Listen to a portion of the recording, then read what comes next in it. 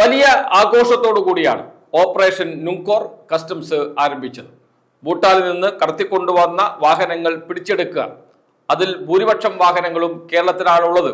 അതുകൊണ്ട് കേരളം കേന്ദ്രീകരിച്ചാണ് ഓപ്പറേഷൻ ആരംഭിച്ചത് കസ്റ്റംസ്.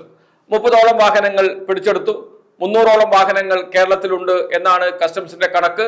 ശേഷിക്കുന്ന വാഹനങ്ങൾ പിടിച്ചെടുക്കാൻ കഴിഞ്ഞില്ല. ഇതിനിടയിൽ 2 വാഹനങ്ങളും കൂടി പിടിച്ചെടുത്തു. അതാണ് ഏറ്റവും വലിയ വാർത്തകൾക്ക് ഇടയാക്കുകയും ചെയ്തത്. അതിൽ ഒരു വാഹനം ദുൽഖർ സൽമാന്റേതായിരുന്നു. നടൻ ദുൽഖർ സൽമാന്റേതായിരുന്നു. വലിയ വാർത്ത വന്നു മാധ്യമങ്ങളിൽ. കേരളത്തിലെ പ്രമുഖ നടന്റെ മകനും കൂടിയാണല്ലോ. അതുകൊണ്ട് തന്നെ വാർത്തകൾക്ക് യാതൊരു ക്ഷാമവും ഉണ്ടായിരുന്നില്ല. തുടർന്ന് മമ്മൂട്ടിയുടെ വീട്ടിൽ റെയ്ഡ് നടത്തിയതും വലിയ വാർത്തയായി വന്നു. 3 വീടിലും ഒരേ സമയത്താണ് റെയ്ഡ് നടന്നത്. റെയ്ഡിനിടെ ദുൽഖർ സൽമാൻ ചെന്നൈയിൽ നിന്ന് വരുന്നതും വാർത്തയായി മാറുകയും ചെയ്തിരുന്നു. ഇപ്പോഴിതാ തിരിച്ചടി നേരിട്ടിരിക്കുന്നു കസ്റ്റംസിനെ. ദുൽഖർ സൽമാൻ അന്നേ പറഞ്ഞ കാര്യമുണ്ട്. അദ്ദേഹം ഹൈക്കോടതിയെ സമീപിച്ചിരുന്നു. ദുൽഖർ സൽമാൻ പറഞ്ഞത് എല്ലാ രേഖകളും എന്റെ കയ്യിലുണ്ട്. രേഖകൾ പരിശോധിക്കാതെയാണ് വാഹനം കസ്റ്റഡി എടുത്തിരിക്കുന്നത്. വാഹനം വാങ്ങിയ ഏറ്റവും അവസാനത്തെ കണ്ണിയാണ് ഞാൻ എങ്ങനെയാണ് വാഹനം കടത്തിൽ പ്രതിയാവുക? ഈ ചോദ്യമാണ് ദുൽഖർ സൽമാൻ ചോദിച്ചത്. അതിൽ കാര്യവും ഉണ്ടായിരുന്നു. അതുകൊണ്ട് തന്നെയാണ് ഹൈക്കോടതി പറഞ്ഞത് വാഹനം വിട്ടുകൊടുക്കാൻ. നേരിട്ട് ഹൈക്കോടതി പറഞ്ഞില്ല എങ്കിലും ഹൈക്കോടതിയുടെ ഉത്തരവിന്റെ സാരാംശം അതായിരുന്നു. 10 ദിവസത്തിനുള്ളിൽ ദുൽഖർ സൽമാൻ കസ്റ്റംസിന് അപേക്ഷ നൽകണം വാഹനം വിട്ടുകിട്ടാൻ. ആ അപേക്ഷയിൽ കസ്റ്റംസ് ഉചിതമായ തീരുമാനമെടുക്കണം. തീരുമാനം അനുകൂലമല്ലെങ്കിൽ ദുൽഖറിന് ഹൈക്കോടതിയെ വീണ്ടും സമീപിക്കാം. എന്ന് വെച്ചാൽ വാഹനം വിട്ടുകൊടുക്കണം എന്ന് തന്നെയാണ് അതിന്റെ മലയാളം. അതനുസരിച്ച് കസ്റ്റംസ് ഇപ്പോഴിതാ വാഹനം വിട്ടു നൽകിയിരിക്കുന്നു. ബാങ്ക് ഗ്യാരണ്ടി വെച്ചതിന് ശേഷം വാഹനം കൊണ്ടുപോകാനാണ് ഇപ്പോൾ കസ്റ്റംസ് ദുൽഖറിനോട് പറഞ്ഞിരിക്കുന്നത്. വാഹനം അടുത്ത ദിവസം തന്നെ ദുൽഖർ സൽമാൻ ഏറ്റുവാങ്ങും എന്നാണ് അറിയുന്നത്. ഈ കേസിൽ പ്രധാനപ്പെട്ട ഒരു സംഭവമുണ്ട്. എന്തിനെ ഇത്രയും ബഹളമുണ്ടാക്കി എന്നതാണ്. ദുൽഖർ സൽമാനും മമ്മൂട്ടിയുമാണ് അപ്പുറത്ത് എന്നതുകൊണ്ടാണോ എന്ന ചോദ്യം അന്ന് തന്നെ ഉയർന്നു വന്നിരുന്നു. മറ്റൊരു പ്രധാനപ്പെട്ട ചോദ്യം, വാഹനം കടത്തിക്കൊണ്ടുവന്നത് ആരാണ്?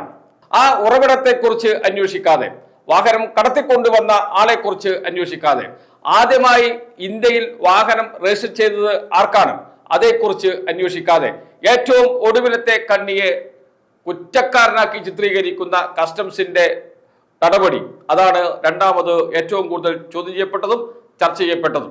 ദുൽഖർ സൽമാനെ തന്നെ മറ്റൊരു വാഹനവും കൂടി കസ്റ്റഡിയിലെടുത്തിരുന്നു കസ്റ്റംസ്. അതിന്റെ ഇന്ത്യയിലെ 1ാമത്തെ ഉടമയെ അന്വേഷിച്ചപ്പോഴാണ് കസ്റ്റംസ് ഞെട്ടിയത്. അത് ഇന്ത്യൻ ആർമി ആയിരുന്നു.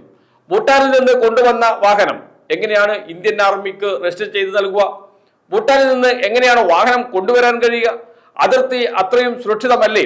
ഈ ചോദ്യങ്ങളൊക്കെ അന്ന് ഉയർന്നിരുന്നു. അതിർത്തി കാക്കുന്നവരാണ് ഞങ്ങൾ എന്നൊക്കെ പറയുന്ന BJP സർക്കാർ കേന്ദ്രം ഭരിക്കുന്ന ഘട്ടത്തിലാണ് ഇങ്ങനെയൊക്കെ സംഭവിക്കുന്നത് എന്നത് മറ്റൊരു കാര്യം.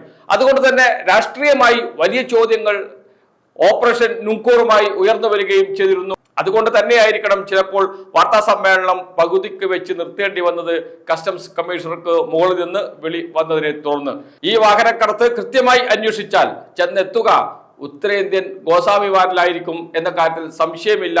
അത് തന്നെയാണ് മുകളിൽ നിന്ന് വിളി വരാനും കാരണം. പക്ഷേ ഇവിടെ ബലിയാടായത് ദുൽഖർ സൽമാനെ പോലെയുള്ള ഇങ്ങേ അറ്റത്ത് വാഹനം വാങ്ങിയ ആളുകളാണ് എന്നുകൂടി ഓർക്കണം. ഇതിന്റെ ഭാഗമായി EDയുടെ പരിശോധന നടന്നു. മമ്മൂട്ടിയുടെ വീടുകളിൽ 3 വീടുകളിലാണ് പരിശോധന നടന്നത്.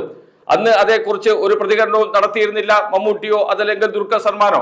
ED വന്ന പോലെ പോയി. ഒന്നും കണ്ടെത്താൻ കഴിഞ്ഞിട്ടില്ല എന്നാണ് അറിയുന്നത്. എന്ന് വെച്ചാൽ ബോധപൂർവം ചില ആളുകളെ സംശയത്തിന്റെ നിഴലിൽ നിർത്താനാണോ ശ്രമം എന്ന ചോദ്യം ഇപ്പോൾ ഉയരുന്നുണ്ട്. അതുകൊണ്ട് തന്നെയാണ് ഹൈക്കോടതിയിൽ നിന്ന് ദുൽഖർ സൽമാന് അനുകൂലമായ വിധി വരികയും ഇപ്പോൾ കസ്റ്റംസിന് വാഹനം വിട്ടുകൊടുക്കുകയും ചെയ്യേണ്ടി വന്നത്.